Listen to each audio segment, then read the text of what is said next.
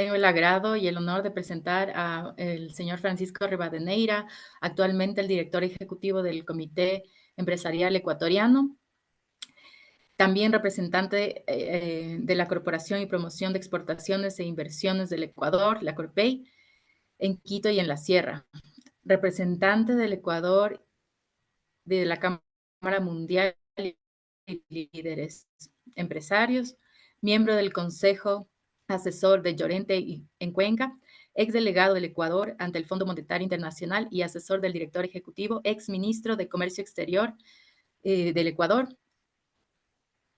Muchísimas gracias, estimado Francisco. Nos va a presentar el tema la economía en Latinoamérica y sus principales desafíos. Le damos gracias por su intervención. Sabemos que es muy valiosa. Le damos paso a su intervención. Excelente. Arranco entonces. Bueno, buenas tardes para la mayoría de los que me escuchan, aunque tengo entendido que tenemos oyentes en diferentes zonas del mundo, lo que me alegra mucho. Quiero comenzar, obviamente, como tiene que ser, agradeciendo a los organizadores de Expo Latam.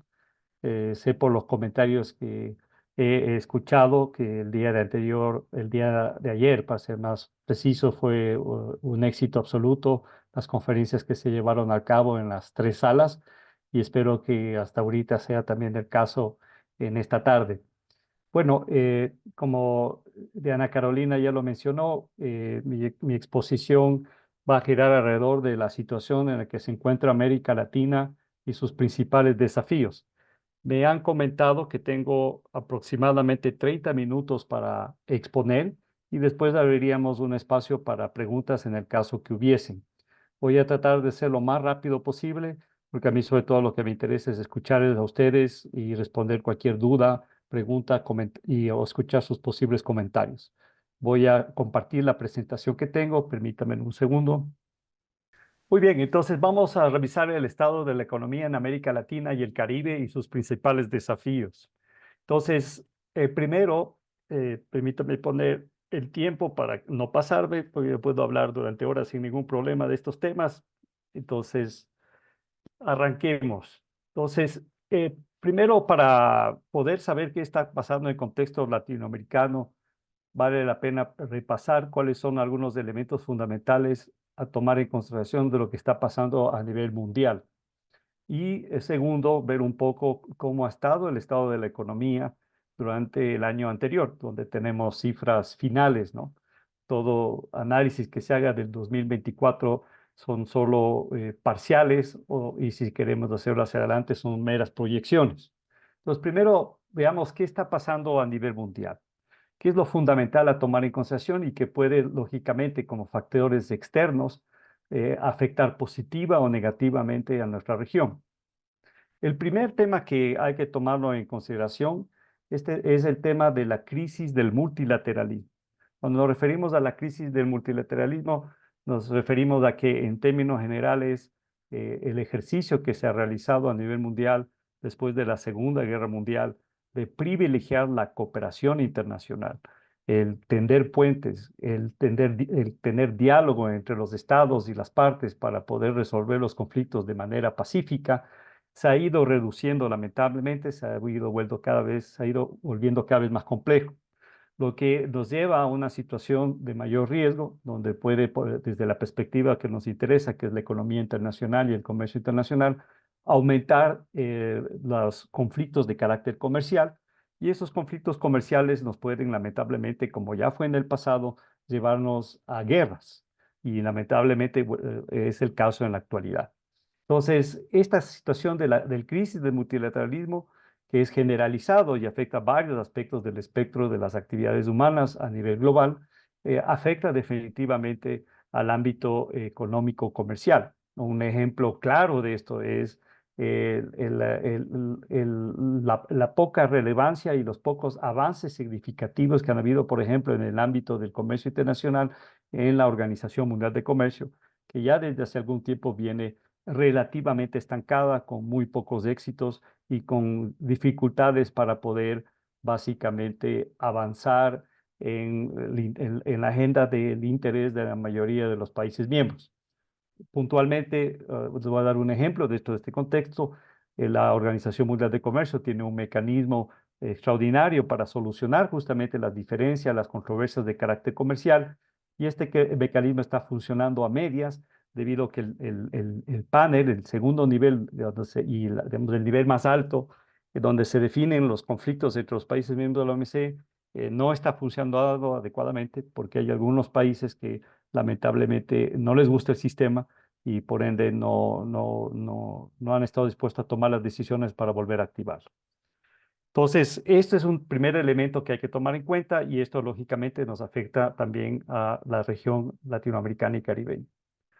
El segundo elemento a tomar en consideración es que, y es positivo, es que ha mejorado sustancialmente, particularmente desde la pandemia, los efectos que tuvo la pandemia a nivel global, la logística internacional y la situación de las grandes cadenas de valor a nivel internacional. Esto es algo definitivamente positivo durante mucho tiempo, desde 2020 particularmente, pero también 2021 2022, hubo definitivamente una afectación significativa de las cadenas de valor.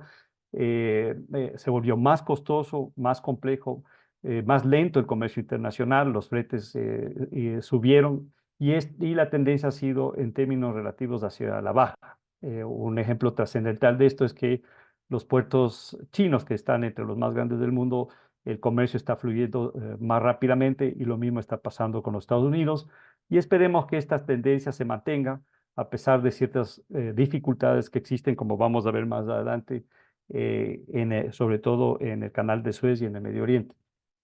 El tercer elemento positivo es que se está reduciendo los niveles de inflación a nivel mundial, pero esto no significa que el problema está resuelto. En términos relativos, seguimos con niveles de inflación superiores a lo que fue el periodo anterior a la pandemia del COVID-19. Pero la tendencia en términos generales es que está reduciéndose la inflación y eso es una buena noticia. Y en el contexto latinoamericano y caribeño también es el caso. Aquí viene el cambio, un aspecto muy negativo que es el conflicto ruso-ucraniano, que ya está por encima de los 2 años. Era muy difícil prever que iba a durar tanto tiempo y no hay un signo significativo de que ni siquiera habrá un alto a fuego en el corto plazo.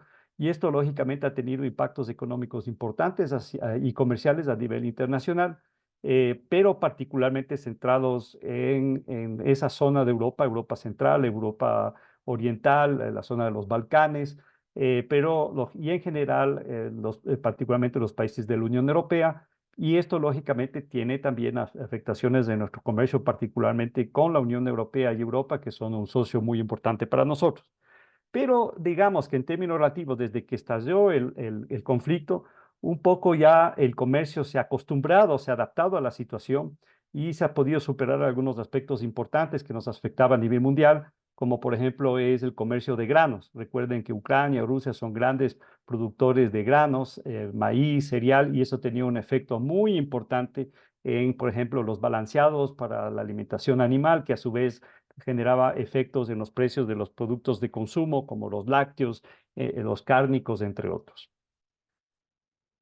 Y bueno, pues lamentablemente nos encontramos con un nuevo conflicto que es más bien particular porque es entre un Estado-nación y una región de lo que es Palestina, que no es un miembro de Naciones Unidas propiamente, que de igual manera ha ido recrudeciéndose con los efectos que lamentablemente este efecto tienen más allá de los efectos penosos, tristes que tuvieron en su primera fase con las incursiones de este grupo, de los grupos armados de Hamas a Israel, pero también la reacción tremendamente desproporcional y los efectos que eso ha tenido económicos y en vidas en particular en los territorios palestinos. Regresando a lo nuestro, la preocupación, como ya les mencionaba hace un rato, es que hay siempre el riesgo de que este problema entre Israel y Hamas se regionalice en el contexto del Medio Oriente, afecte a algunas de las potencias regionales más allá de Israel, como casi fue el caso, por suerte se ha logrado contener hasta ahorita, que es esta participación directa que hubo recientemente por parte de Irán. Obviamente está el tema de Yemen, pero también no se han involucrado otros estados importantes de la región como, directamente, como Arabia Saudita o la misma Turquía. Si llegase a darse esto, lógicamente esto va a tener un efecto en el tema que tratamos anteriormente de la logística internacional y de las canales de distribución, por la importancia que tiene particularmente esa región en el tema sobre todo de movimiento de carga en general, pero sobre todo de petróleo y gas, y lógicamente el canal de Suez, que es uno de los caminos obligatorios y más transitados para el comercio. Y bueno, este tema del conflicto ha hecho que en términos generales los precios del petróleo suban, aunque en las últimas semanas y días ha habido una tendencia a la baja, pero digamos que la tendencia sería a que suban entre más vaya recrudeciendo el conflicto y lógicamente a precios más altos. Eso afecta a la región y particularmente a aquellos países de la región que son importadores netos de gasolina, de gasolinas, etcétera. En lo que se refiere a nuestros socios principales, en términos generales, a nuestros principales socios generales a nivel mundial, Estados Unidos está en una etapa de recuperación económica, lo que es positivo, porque una parte sustancial del comercio de América Latina y el Caribe se dirige hacia los Estados Unidos. Si bien ha perdido en términos relativos en los últimos años el primer puesto para algunos países de la región, el caso de Europa, Europa es de Europa, está hace un buen tiempo en un proceso no de recesión, pero de dificultades económicas, la cual se recrudeció debido en particular justamente a la guerra entre Rusia y Ucrania, que les ha afectado sobre todo por el tema del alto costo de la energía, pero que en términos generales también está mejorando. El caso de China, que sí es muy importante porque muchos países latinoamericanos y caribeños han pasado a tener como principal socio en el comercio exterior a China, pero que por primera vez en los últimos años está creciendo a menos de dos dígitos, como vamos a ver en un rato, y tiene una serie de dificultades que parecerían no serían solo coyunturales, sino estructurales. Pero bueno, se viene la India, que parece que va a ir progresivamente sustituyendo a China en esas tasas de crecimiento y lo vamos a ver ahorita.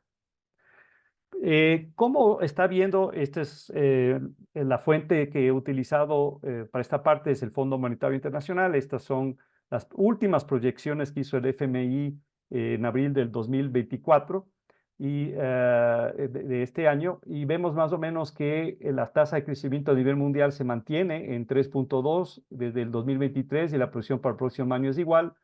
Las economías avanzadas están mejorando un poco, pero muy levemente. Este año será en 1.7%. Y las emergentes siguen en más o menos igual, pasando inclusive a reducirse un poco en este año de 4.2 y lo mismo para el próximo año. Ahora veamos un poco ya más al detalle. Esto es lo más actualizado que existe para que ustedes puedan visualizar cómo están las tasas de crecimiento las tasas de crecimiento del 2023, 2024 y 2025. Como vimos a nivel mundial está en 3.2, las economías avanzadas en 1.7, miren, Estados Unidos está en 2.7, la zona, el euro en 0.8, lo que les decía, básicamente atrasado. Los mercados emergentes y economías en desarrollo en 4.2 para este año y vamos a ver más adelante cómo esto se distribuye para América Latina. Entonces, en términos generales, si bien la situación de crecimiento a nivel mundial no es terrible, tampoco es la más deseada y lógicamente, como nosotros dependemos mucho de los mercados a nivel mundial y sobre todo de los países desarrollados, esto es trascendental tenerlo en consideración.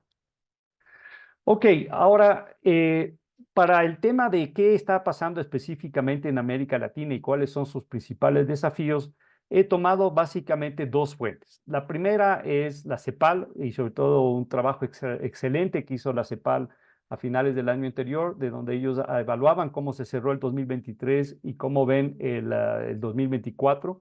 Y también volveremos al FMI, donde ahí ellos también han hecho un excelente trabajo de identificar cuál va a ser un poco la economía y la situación económica para nuestra región. En lo que se refiere en esta lámina a cómo terminó el 2023, algunos elementos a destacar es que el valor de las exportaciones regionales de bienes cayeron, porque al final cayeron en 2023, La de los servicios han crecido, pero bienes representan el 87% de las exportaciones regionales totales y apenas el 13% de servicios. Entonces ahí hay un decrecimiento y lamentablemente, y esto deberíamos buscar que se dé lo contrario, que aumente el comercio intrarregional entre nosotros y que aumente sobre todo el comercio de servicios, pero sigue habiendo entre nuestros países bastantes dificultades y obstáculos para que haya mayor libertad del movimiento de servicios. La región aumentará a 3% de volumen de exportaciones, pero esto no alcanzará a compensar la caída del 5% de los precios de las principales materias primas de exportación. La tendencia en términos relativos del año anterior de los precios de las materias primas fue a la baja. Entonces, por más que ha habido un aumento del volumen, esto no compensa, como aquí dice, el valor. Centroamérica y México tendrán un mejor desempeño exportador a causa de su menor dependencia en las materias primas y su mayor vinculación con los Estados Unidos. Entonces, aquí está paradójicamente una de las ventajas de depender tanto de Estados Unidos, porque más bien Sudamérica cada vez tiene mayor diversificada su canasta a nivel geográfica, pero Centroamérica y sobre todo México, como saben muchos de ustedes, sigue dependiendo de Estados Unidos. Entonces, si Estados Unidos crece, México y Centroamérica definitivamente crece. Y eso es algo positivo para ellos. Las importaciones de bienes caerán en 6% y esto refleja la debilidad de la tasa de crecimiento económica regional en el 2023, que será de solo 1,7%. Está mejor para el 2024, pero el año anterior cerramos en términos relativos, según la mayoría de quienes calculan esto, llámese Banco Mundial, obviamente el FMI, la Organización Mundial de Comercio y la misma CEPAL en la región, hubo definitivamente un poco crecimiento en el 2023.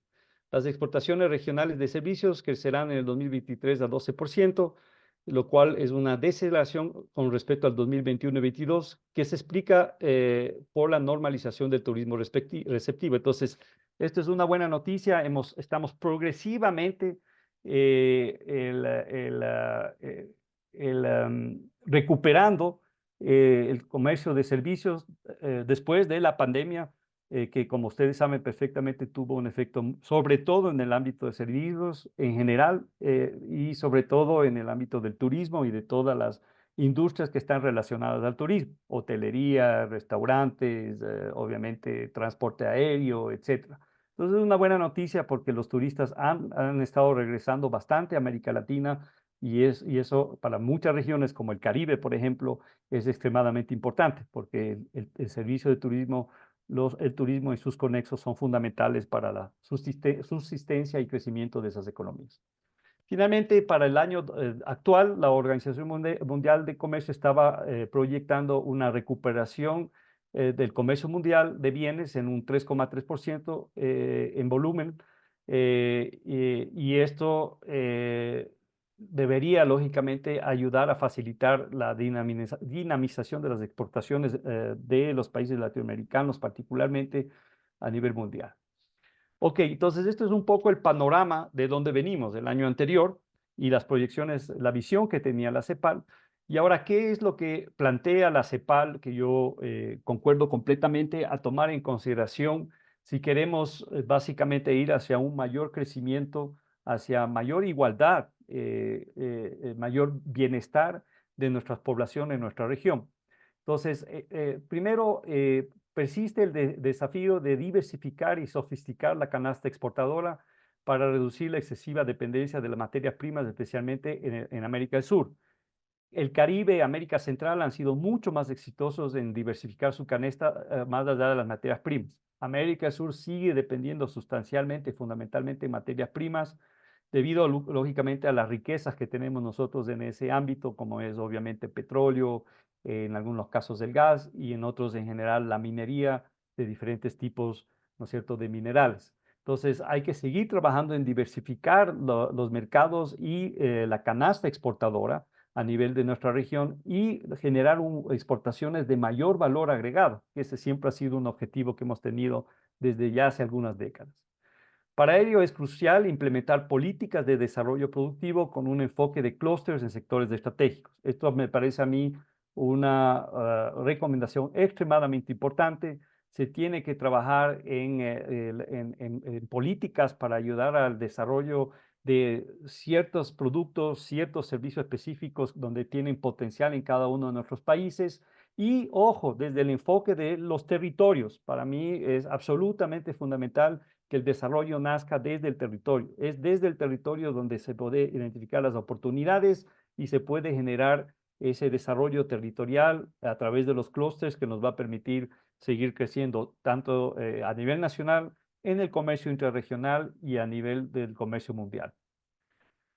Se debe además aprovechar la abundante dotación regional de recursos naturales estratégicos para extraer inversión extranjera hacia su procesamiento. Aquí sobre todo la CEPAL está pensando, como otras entidades, en estos nuevos minerales, algunos los llaman minerales verdes, que son básicamente los minerales que están relacionados a la importantísima y necesaria transición energética hacia básicamente energías renovables, que se está ya de facto aplicando en muchas regiones del mundo. Entonces estamos hablando lógicamente aquí de el litio, el cobre, etcétera, que son requeridos, por ejemplo, para el sector automotor, para las baterías eléctricas, entre otros ejemplos.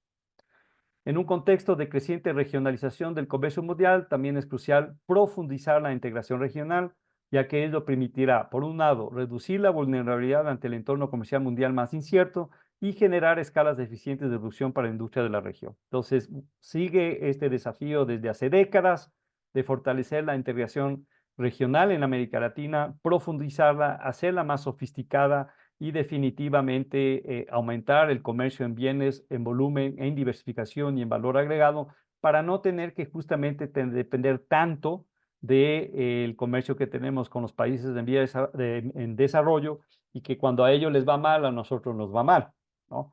Recuerden que en términos reales de integración económica, América Latina, paradójicamente, a pesar de ser probablemente después de lo que es actualmente la Unión Europea, los primeros procesos de integración se dieron en nuestra región, pero en términos reales hay otras regiones del mundo que están mucho más integradas que América Latina. Es, por ejemplo, el caso del Asia-Pacífico, donde la integración comenzó mucho más tarde.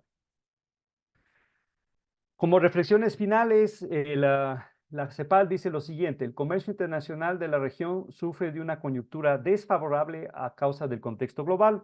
Ya vimos justamente algunos de los elementos del contexto global a tomar en consideración, y de carencias estructurales de largo plazo a causa de la falta de un desarrollo productivo más diversificado y sofisticado.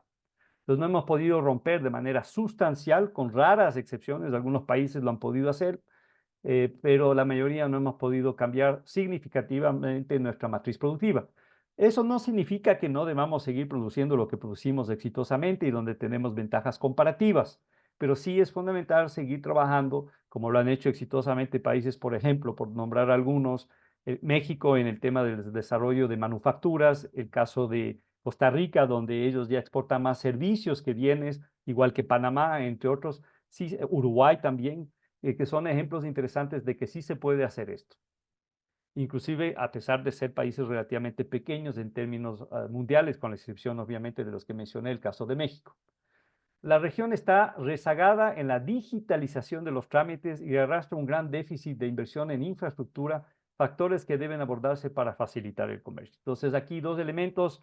El tema digital es fundamental. La reducción de tramitología para que el sector empresarial en nuestros países sea más competitivo y para atraer con mayor facilidad y rapidez esa inversión extranjera directa que transfiere conocimiento, que transfiere tecnología, que genera empleo, que transfiere capitales y que nos puede permitir a mejorar rápidamente la infraestructura de nuestra región para, obviamente, facilitar el comercio entre nosotros y a nivel mundial.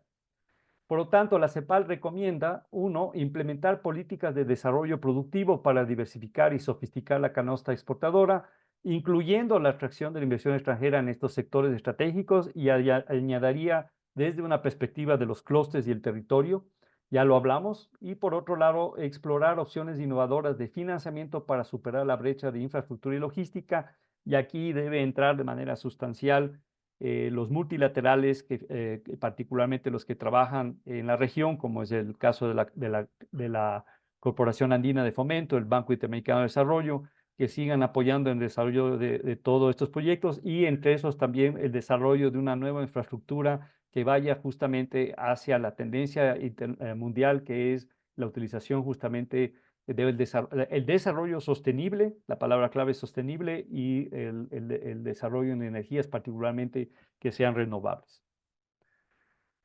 Ok, permítame un segundo. Ya voy terminando.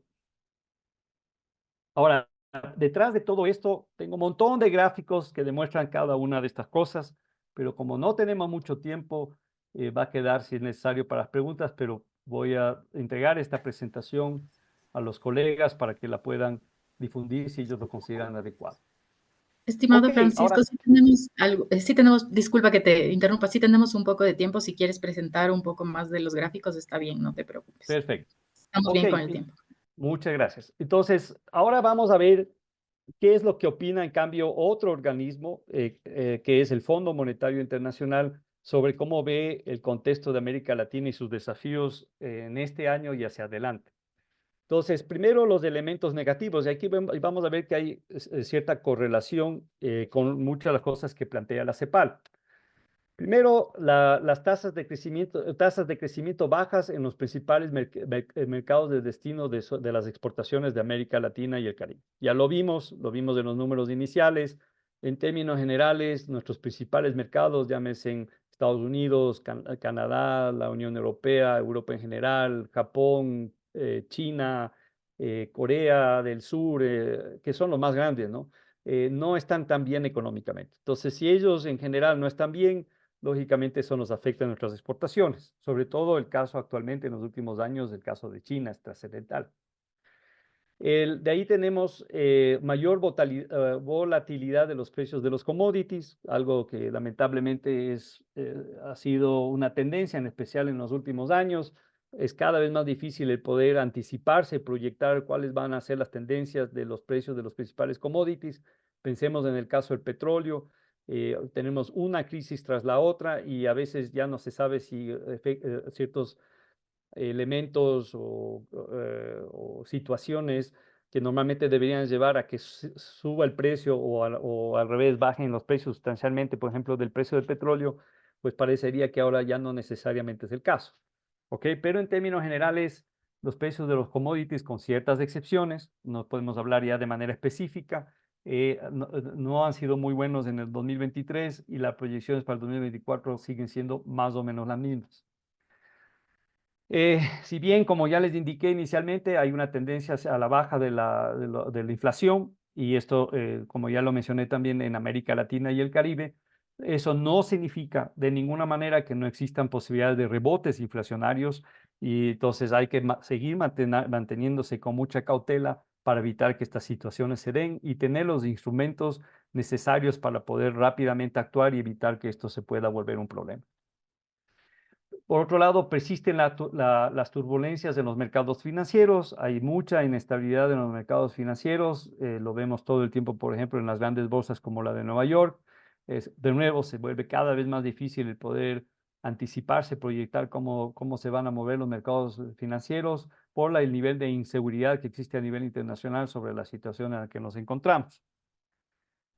Eh, Ojo a este tema trascendental, porque nos afecta a nosotros también, lamentablemente el tema del clima, el medio ambiente y el cambio del medio ambiente, del clima a nivel mundial, que de nuevo se está volviendo cada vez más impredecible. A la diferencia de lo que muchos creen, no es un tema de que cada vez va a ser más calor, sino que el clima se va a volver cada vez más extremo. Vamos a tener más calor, más frío y en tiempos más cortos, lo que hace mucho más difícil el poder hacer las actividades productivas como se hacía de manera tradicional, sobre todo en el campo. Entonces, eso es un tema muy importante. Y lógicamente en nuestra región de manera especial está los impactos que pueden tener el niño y la niña, y pueden tener obviamente efectos significativos económicos de muchos países, como es el caso del mío, el Ecuador. Ahora, afortunadamente el niño parecía que iba a venir un niño grandote, ¿no? Bien, bien comido, pero no fue el caso, afortunadamente fue en términos relativos bastante leve con relación a lo que se esperaba.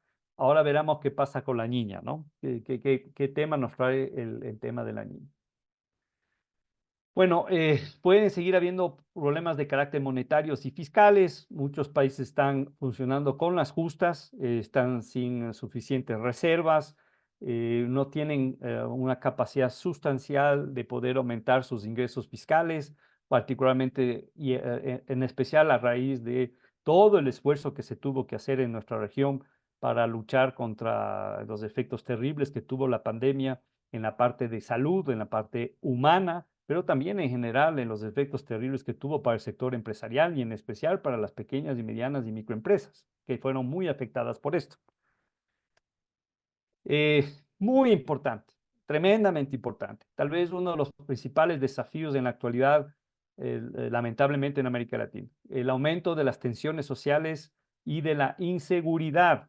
Cada vez aumentan las tensiones sociales, vemos cada vez más, inclusive en países donde en términos relativos había bastante tranquilidad y capacidad de los gobiernos de poder generar diálogo con la sociedad civil, vemos que cada vez más los ciudadanos, las personas salen a las calles, a veces inclusive con violencia, y eso genera una tremenda inestabilidad y sobre todo una dificultad cada vez más grande de llegar a acuerdos, a consensos para poder generar políticas públicas que sean beneficiosos para todos.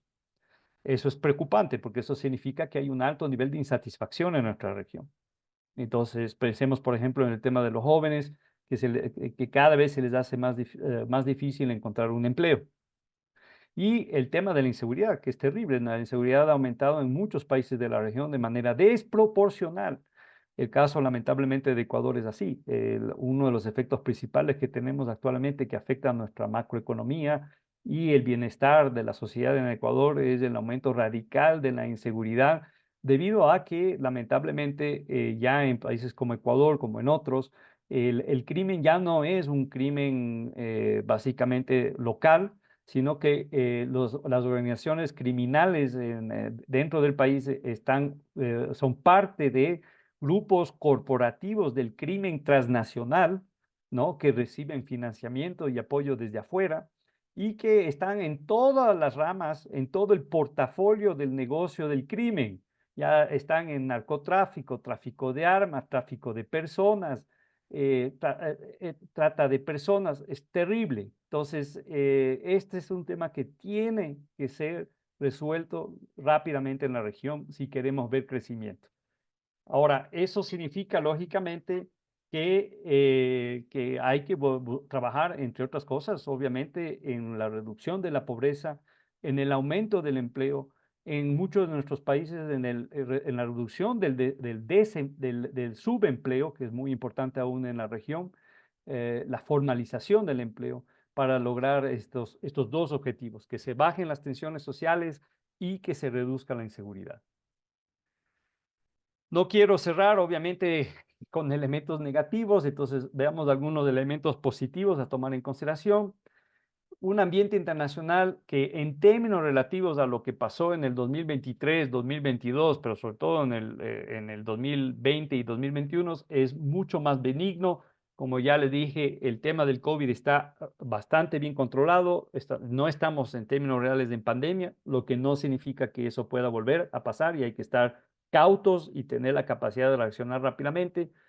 Tenemos los conflictos ahora, persiste el conflicto ruso-ucraniano, persiste el conflicto entre Hamas e Israel, pero de nuevo, es penoso decir esto, pero el comercio se ha adaptado, el sector empresarial se ha adaptado a nivel internacional y se ha logrado superar eso y el comercio comienza a fluir.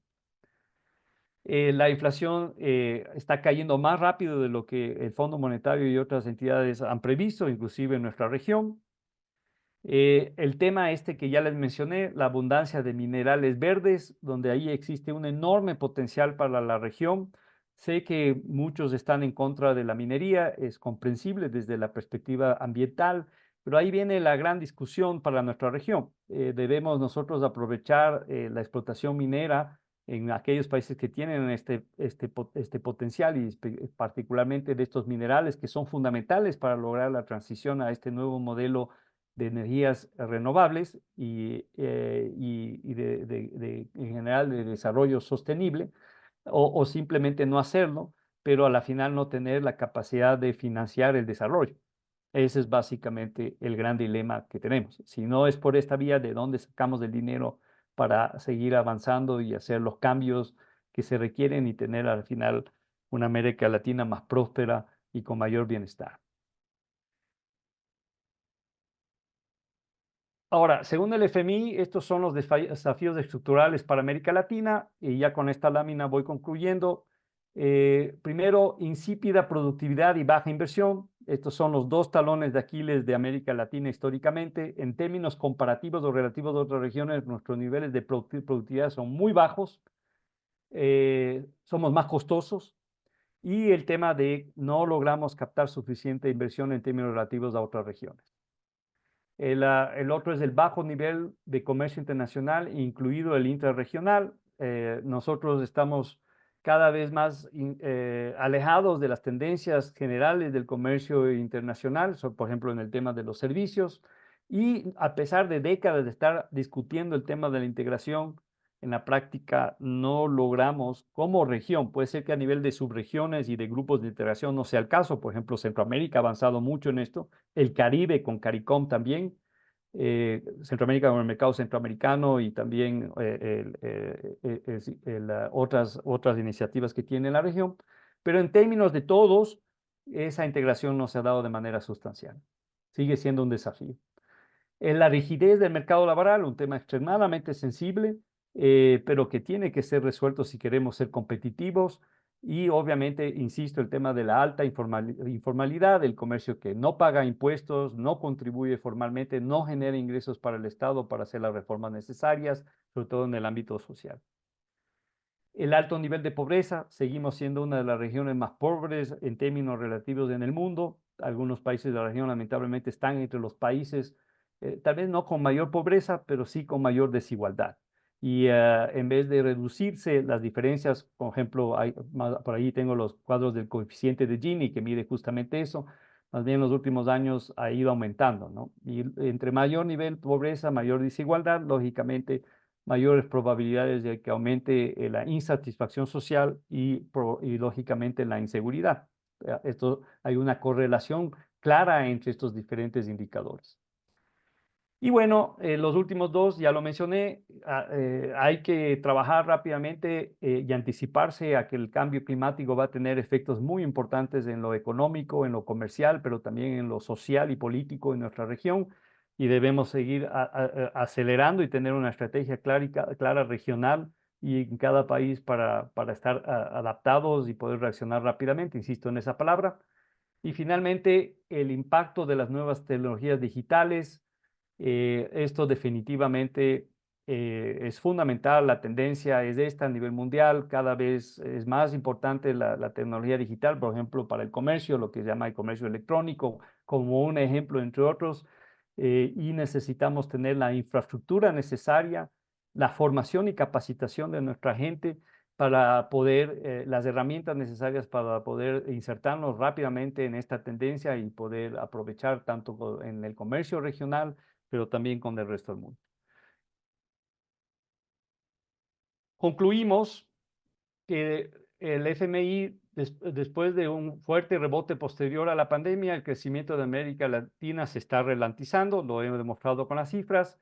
Esta desaceleración se entiende por políticas rígidas para contener la inflación y las frágiles condiciones externas. Entonces son factores debido a la coyuntura que nos llegó, sobre todo el COVID-19, y también a efectos, a temas, amenazas, lo que llamamos amenazas desde el punto de vista del FODA, que no podemos controlar, pero que nos afectan. La inflación está cediendo, ya acercándose a las metas de los bancos centrales, lo que es positivo. Los planes de consolidación fiscal son ambiciosos según la necesidad y en línea con las recomendaciones que ha hecho el fondo de tener suficientes recursos fiscales para poder justamente reaccionar ante una crisis. Impulsar el crecimiento que requiere tratar los desafíos estructurales de largo aliento, adaptarse a los nuevos y mejorando la cohesión social. Esos son los tres elementos fundamentales de tipo estructural de largo plazo. El uno implica, y miren, aquí coinciden con la CEPAL, impulsar el comercio, incluido el intrarregional, fortalecer, como ya insistí varias veces, en la seguridad interna en la región, y desarrollar marcos para alentar la inversión en minerales verdes, tema complejo, pero que es una oportunidad para América Latina. Finalmente, muy importante, mejorar la calidad de la educación y fortalecer los mecanismos de protección social, particularmente ante la crisis. Aquí tienen, y con esto ya me prometo haber concluido, y les tengo con esa idea desde hace rato, pero ya prometo, esta es la última y pasamos a las preguntas. Aquí pueden ver ustedes ya en esta tabla cómo están realmente los principales indicadores de la región a abril de este año. Y lo que podemos ver es lo que ya les había dicho. eh, Aquí está el año 2024, las tasas de crecimiento en Norteamérica, 2.6 para Norteamérica, Sudamérica apenas 1.4, hay países con decrecimiento prevista, y aquí está América Central, que en términos relativos es la región que más crece con el Caribe, ¿no? Aquí está el Caribe 9.7. Esto tiene mucho que ver con el repunte, sobre todo del turismo en la región, una vez superado la pandemia. Entonces, aquí está las tasas de crecimiento, 2.3, 2 y tal vez 2.5 para el año 2025. Y el resto de datos quedan ahí para que ustedes los puedan visualizar cuando tengan la presentación. Y con Muchísimas esto gracias. concluyo, quedo a las órdenes. Muchísimas gracias, estimado Francisco. En nombre de la Cámara de Comercio Ecuatoriano-Argentina y como directora ejecutiva de la Cámara, te agradezco tu ponencia, es muy valioso para nosotros. Eh, Pasamos a las preguntas. Eh, Quisiera hacerte una que tenía aquí guardada, que sería, ¿cuáles son las consecuencias de la competencia geopolítica entre Estados Unidos y China para la región latinoamericana? Bueno, ese es un tema interesante, ¿no? Porque definitivamente no hay esta competencia que tú dices a nivel internacional, a nivel mundial, entre estas grandes potencias, Estados Unidos y China, tiene definitivamente efectos para los países en vía de desarrollo y no es una excepción, obviamente, América Latina y el Caribe. Yo diría que deberíamos, paradójicamente, verlo como tal vez algo positivo, porque de esta competencia ambas partes van a tener un interés de apoyar más a la región. Como ustedes saben, en los últimos años, China en particular ha tenido una estrategia muy agresiva para posicionarse en América Latina y el Caribe, y ha sido en términos históricos de una región que como ustedes saben muy bien, ha estado más relacionada a los Estados Unidos en los temas que nos interesan a nosotros, que es el económico, el financiero, el comercial. Pero esta tendencia está cambiando, ¿no? Está cambiando de manera significativa con una mayor presencia de China. Y China tiene la ventaja de que como muchas de las decisiones de qué hacer en la región parten básicamente de lo político del Estado, eso permite a China, por ejemplo, como ha sido el caso, aportar, apoyar con financiamiento, generalmente no reembolsable, perdón, no reembolsable, ¿no? Pero a veces con no reembolsable a muchos países de la región. La inversión china en infraestructura clave, como el tema de logística, energías renovables, no renovables, telecomunicaciones, etcétera. Y esto lógicamente incentiva a que los Estados Unidos hagan lo mismo y que busque a través de sus empresas a que ellas trabajen más en la región, busquen oportunidades de negocio aquí, busquen oportunidades para invertir, y eso debería favorecer definitivamente a nuestra región.